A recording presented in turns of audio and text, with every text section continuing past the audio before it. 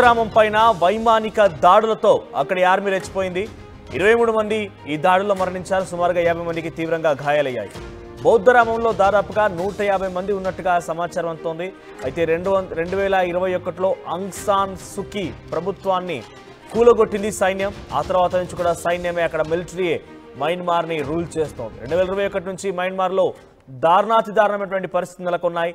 తిరుగుబాటుదారులు ఉన్నారనేటువంటి సమాచారంతో బౌద్ధరామం పైన వైమానిక దాడులు జరిపింది సైన్యం. సో ఏం జరిగిందంటే కనుక అక్కడ ఒక ప్రభుత్వాన్ని కుప్పకూల్చేసి ప్రజాస్వామ్యాన్ని పూర్తిగా కూనీ చేసి మిలిటరీయే అధికారాన్ని చేపట్టింది. సో మిలిటరీయే అధికారాన్ని చేపట్టిన తర్వాత అక్కడికి కొంతమంది తిరుగుబాటుదారులు, అంటే ఎవరైతే ప్రజాస్వామ్యాన్ని కావాలని కోరుకుంటారో వారంతా కూడా ఒక పెద్ద ఎత్తున కొన్ని గ్రామాలని, కొన్ని ప్రాంతాలను ఎంచుకొని అక్కడే ఉండడం ప్రారంభించారు. సో పీపుల్స్ డిఫెన్స్ ఫోర్స్ అనేది civilian militants formed by pro democracy యాక్టివిస్టులు. సో ప్రో డెమోక్రసీ కావాలని చెప్పి కోరుకునేటువంటి యాక్టివిస్టులు అంతా కూడా పీపుల్స్ డిఫెన్స్ ఫోర్స్గా మారారు. ఆ తర్వాత ఎథనిక్ ఆర్మ్డ్ ఆర్గనైజేషన్, ఇది ఇంకో వర్గం. సో రెబెల్స్గా ఉన్నటువంటి long time rebel groups like Kachin independence army, Karen national union and Arakan army, ఇవన్నీ కలిపి ఎథనిక్ ఆర్మ్డ్ ఆర్గనైజేషన్స్గా ఏర్పడ్డాయి. సో ఇప్పుడు దాడికి గల కారణం ఏంటంటే కనుక ఇక్కడ targeted their camps, the military uses air strikes. So ఈ రెండు కూడా తిరుగుబాటుదారులకు సంబంధించిన ఈ వర్గాలు. సో ప్రో డెమోక్రసీ అండ్ తిరుగుబాటుదారులు, ఈ వీళ్ళందరికీ కూడా ఒక అంతర్యుద్ధం కొనసాగుతూనే ఉంది. ఈ సమయంలోనే సగాయింగ్ ప్రాంతంలో ఉన్నటువంటి ఒక బౌద్ధరామం దగ్గర, ఒక మాంటెసరీ దగ్గర పెద్ద ఎత్తున వారంతా కూడా తిరుగుబాటుదారులు ఉన్నారనేటువంటి సమాచారం తెలుసుకున్నటువంటి ఆర్మీ అధికారులు వెంటనే వెళ్ళిపోయి అటుపై దాడి చేశారు. Entire township in reasons like Sagaing, Chin and Karen are controlled by anti-junta groups who have created local governments. ఇక్కడ ఏం జరిగింది, అక్కడ తిరుగుబాటుదారులు ఏం చేశారంటే స్వయంగా వారంతా కేవలం తిరుగుబాటు చేయడమే కాదు, వారంతా ఒక లోకల్ గవర్నమెంట్ని, సెంట్రల్ లోకల్ గవర్నమెంట్ని, ఆ తర్వాత డిఫెన్స్ యూనిట్స్ని కనుగొన్నారు, డిఫెన్స్ యూనిట్స్ని ఏర్పాటు చేసుకున్నారు. ఆ తర్వాత మిలిటరీ రూల్ని పక్కన పెట్టేసి వాళ్ళంతటా వాళ్ళే స్వయంగా స్కూళ్ళని ఏర్పాటు చేసుకోవడం, ప్రభుత్వ స్కూళ్ళని వాళ్ళంతటా వాళ్ళే అక్కడ ప్రభుత్వాలను ఏర్పాటు చేసుకోవడం, వాళ్ళంతటా వాళ్ళే డిఫెన్స్ యూనిట్స్ని ఏర్పాటు చేసుకోవడం, వాళ్ళంతటా వాళ్ళే ప్రభుత్వ రంగ హాస్పిటల్స్ని ఏర్పాటు చేసుకోవడం, రిలీజియస్ బిల్డింగ్స్ని. అంటే ఇక్కడ మిలిటరీ రూల్ ఏదీ లేదు, ప్రజాస్వామ్యాన్ని పక్కన పెట్టి ఇక్కడ మిలిటరీ అధికారం చేపట్టింది.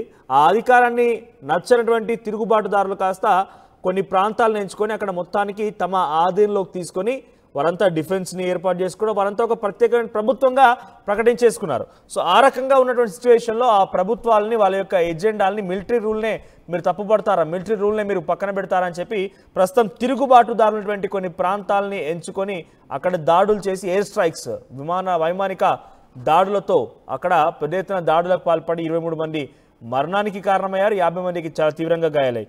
ఇంట్రెస్టింగ్గా ఇక్కడ నేను ఈ మధ్య కాలంలో జరిగినటువంటి ఘటనలకు సంబంధించి లేటెస్ట్ అప్డేట్ తీసుకునేటువంటి క్రమంలో ఒక ఇంట్రెస్టింగ్ విషయం బయటపడింది. 18 నెలల నుంచి ఈ యుద్ధం కొనసాగుతుందట. ఒకటి కాదు, రెండు కాదు, 18 నెలల నుంచి Myanmar's Rakhine state have forced some 1,50,000 Rohingya refugees to flee to Bangladesh over the past 18 months. 18 నెలలుగా ఈ రకమైనటువంటి ఒక యుద్ధం జరుగుతూ ఉంటే 150,000 మంది రోహింగ్యాలు మొత్తం కూడా బంగ్లాదేశ్కి పారిపోయారట.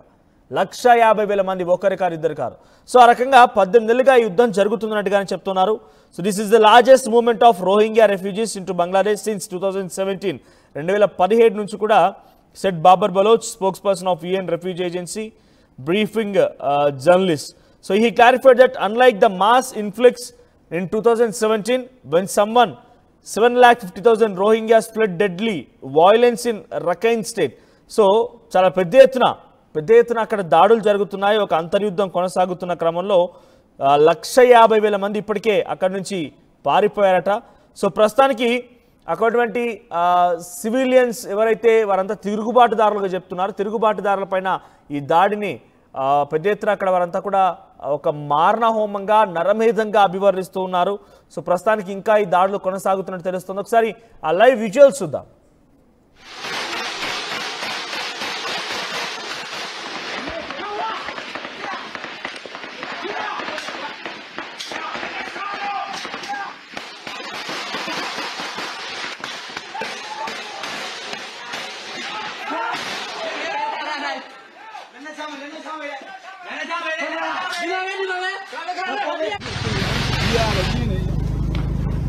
对，今天验才出来。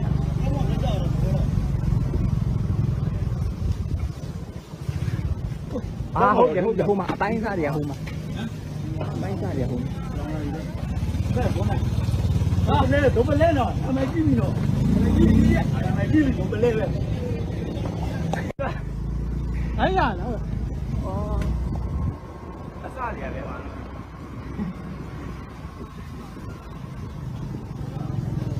对，今天验才出来。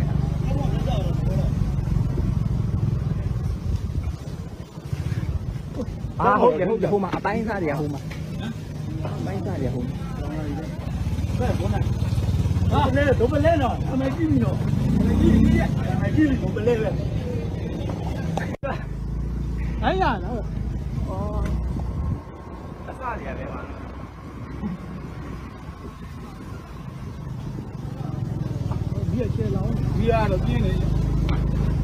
对，今天验才出来。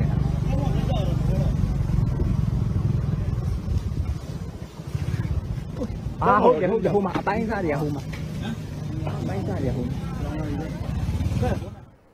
రైట్ సెంట్రల్ మయన్మార్ ప్రాంతంలోని ఒక బౌద్ధ రామం పైన ఎయిర్ స్ట్రైక్స్తో అక్కడి మిలిటరీ దాడి చేసింది. మయన్మార్లో పెద్ద ఎత్తున ప్రజాస్వామ్యాన్ని కూనీ చేసి మిలిటరీ పరిపాలించడాన్ని కొంతమంది తిరుగుబాటుదారులు పీపుల్స్ డిఫెన్స్ ఫోర్స్ అని కానివ్వండి, ఎథనిక్ ఆర్మ్డ్ ఆర్గనైజేషన్స్, ఈ రెండు కూడా తిరుగుబాటుదారులకు సంబంధించినటువంటి ఆ వ్యవస్థలు ప్రజల ఏకంగా కొన్ని ప్రాంతాల్లో తమదైనటువంటి ప్రభుత్వాన్ని ఏర్పాటు చేసుకున్నాయి. ఏకంగా ఒక ప్రభుత్వంగా ప్రకటించుకున్నాయి. అక్కడి ప్రభుత్వ రంగ స్కూళ్ళని ఏర్పాటు చేసుకున్నాయి, ప్రభుత్వ రంగ ఆసుపత్రులు ఏర్పాటు చేసుకున్నాయి. ఒక ఇండివిజువల్ గవర్నమెంట్ని ఆల్టర్నేట్గా మిలిటరీకి వ్యతిరేకంగా నడిపిస్తూ ఉన్నాయి. సో ప్రతిరోజు ఈ రకమైనటువంటి ఒక అంతర్యుద్ధం జరుగుతుంది. ఎక్కడో చోట ఒక చిన్న విభేదాన్ని లాంటిది కానివ్వండి, ఒక సంఘటన జరుగుతూనే ఉంటుంది. కానీ ఇవన్నీ తాళలేక ఇటీవల కాలంలో సగాయింగ్ ప్రాంతానికి సంబంధించి నిన్నే జరిగింది ఈ ఘటన. సగాయింగ్ ప్రాంతంలో ఉన్నటువంటి ఒక బౌద్ధ రామం దగ్గర ఎవరైతే తిరుగుబాటుదారులు ఉన్నారో వారంతా కూడా అక్కడ ఆశ్రయం పొందుతున్నారు. వారంతా గాయాల పాలైపోయి చిన్న చిన్నగా ఒక రకంగా చెప్పాలంటే ఇక్కడ వారంతా కూడా ఫిజికల్లీ హ్యాండిక్యాప్డ్ అన్నట్టుగా ఇన్ఫర్మేషన్ వస్తుంది. మనం when I go through some websites. So అక్కడ ఫిజికల్లీ హ్యాండిక్యాప్డ్ కానివ్వండి, మరికొంతమంది ఎవరైతే తిరుగుబాటుదారులకు సంబంధించిన వ్యక్తులు ఉన్నారో వారంతా అక్కడ ఆశ్రయం పొందుతున్నారని పక్కా సమాచారం తెలుసుకున్న మిలిటరీ అక్కడ దాడులు చేసింది. ఎయిర్ స్ట్రైక్స్తో, మిసైల్స్తో దాడి చేసింది. సో దీంతో 23 మంది ఇప్పటికే మరణించారు, 50 మందికి పైగా తీవ్రంగా గాయాలని తెలుస్తోంది. సో ఇది ఒక నిర్విరామమైనటువంటి యుద్ధంగా కొనసాగుతోంది. దీన్ని ఇంటర్నేషనల్ లెవెల్లో హ్యూమన్ రైట్స్ సంబంధించినటువంటి ఇంటర్నేషనల్ హ్యూమన్ రైట్స్ యాక్టివిస్టులు కానివ్వండి, యునైటెడ్ నేషన్స్ కానివ్వండి, దీని ఒక క్రైమ్గా బిగ్గెస్ట్ వార్గా అభివర్ణిస్తోంది. మయన్మార్ మిలిటరీ వర్సెస్ అక్కడ తిరుగుబాటుదారులుగా జరిగినటువంటి ఈ యుద్ధాన్ని చాలా తీవ్రంగా పరిగణిస్తోంది united nations. At the same time human right యాక్టివిస్టులు కూడా దీన్ని తీవ్రంగా పరిగణిస్తున్నారు. వాళ్ళంతా ఉద్యమం చేస్తున్నారు, వాళ్ళంతా ఉద్యమ బాట పడుతున్నారు. వాళ్ళ నచ్చని పరిస్థితుల్లో వారి రకంగా ముందుకు వెళ్తున్నారు. మీరు నచ్చజెప్పాలి, లేదంటే వాళ్ళని కొంత కంట్రోల్లో తీసుకొని అరెస్ట్ చేయండి. కానీ ఈ రకంగా ఒక యుద్ధాన్ని తలపించే విధంగా అంతర్గతంగా దేశంలోనే మిసైల్స్ని, రాకెట్ లాంచర్ని ప్రయోగించి అక్కడ ప్రజల్ని చంపేయడం చాలా దుర్మార్గమైన చర్య అంటూ కూడా అటు యునైటెడ్ నేషన్స్ కానివ్వండి, హ్యూమన్ రైట్ యాక్టివిస్టులు చెప్తున్నారు. సో మయన్మార్లో ఇంకా ఈ మారణహోమం సృష్టిస్తూనే ఉంది. మయన్మార్లో ఇంకా మారణహోమం కొనసాగుతూనే ఉంది.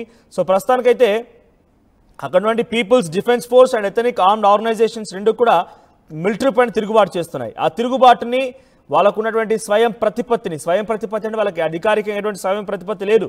కానీ అక్కడ ఉన్నటువంటి కొన్ని ప్రభుత్వాలుగా వాళ్ళు ప్రకటించుకోవడం, స్కూల్స్గా వాళ్ళే ప్రభుత్వ స్కూళ్ళు నడిపించుకోవడం, ప్రభుత్వ ఆసుపత్రుల్ని వాళ్ళే నడిపించుకోవడం, ఇలా ఇవన్నీ జరుగుతున్నాయి. కాబట్టి ప్రస్తుతానికి ఇక్కడ జరిగిన ఘటన పైన అటు యునైటెడ్ నేషన్స్ కానివ్వండి వాళ్ళందరూ కూడా తీవ్రమైనటువంటి ఆందోళన, ఆగ్రహం వెలగక్కుతున్నారు. కానీ మిలిటరీ మాత్రం ఏమాత్రం ఆగడం లేదు. మయన్మార్ మిలిటరీ ఇంకా ఈ దాడులు కొనసాగిస్తూనే ఉంది.